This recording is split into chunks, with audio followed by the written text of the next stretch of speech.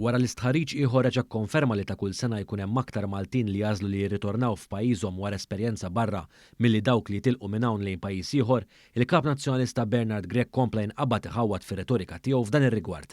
Stħarriġ ta' ditta privata li fl-aħħar xhur wara kif iż-żgħażagħ Maltin ikollhom ix-xewqa li jfittxu esperjenza barra, spiċċa tema ewlenija tal-Partit Nazzjonalista li kontinwament tipprova jibni kampanja qarrieqa u ta' twerwir dwar kif skontu ħadd ma jrid jibqa' jgħix f'Malta.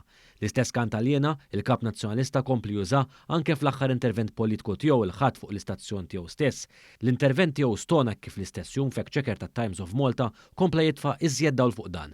Jirriżulta li fil-waqt li huma ħafna Maltin li jfittxu esperjenza barra, eventwalment ħafna jażlu li jiġu lura f'pajjiżhom, dan wara li jkunu daqgħu l-ħajja f'pajjiż ieħor jew kisbu l-esperjenza li xtaqu fi studju jew xogħol.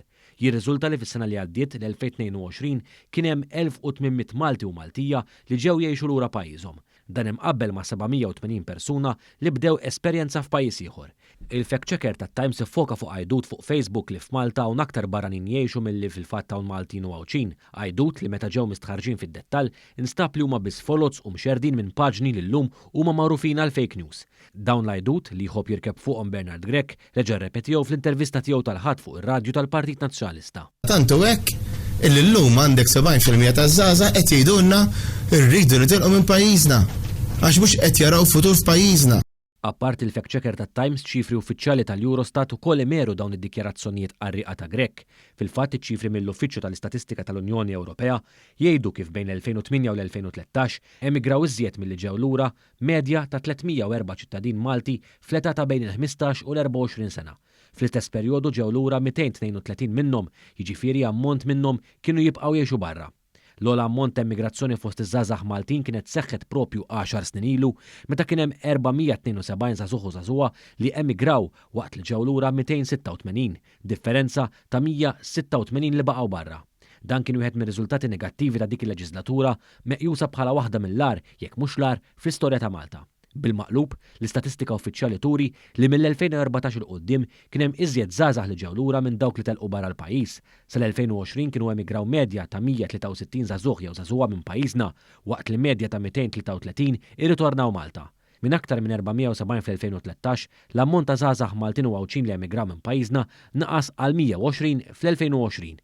Dan ifisser li mhux biss kien hemm tnaqqis drastiku fl-att ta' żgħażagħ li kienu qed jemigraw, iżda wara l-2013 aktar żgħażagħ bdew jirritornaw milli jitilqu.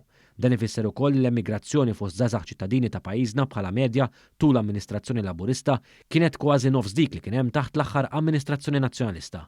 Minn barrek il-ħadd il-kap nazzjonalista kien ukoll skorret fuq ċifri oħrajn meta sostna li fi żmien l-aħħar gvern nazzjonalista iż-żgħażagħ Maltin u Għawċin kienu jlestu l-vjaġġ edukattiv tagħhom u jsibu xogħol jistennihom.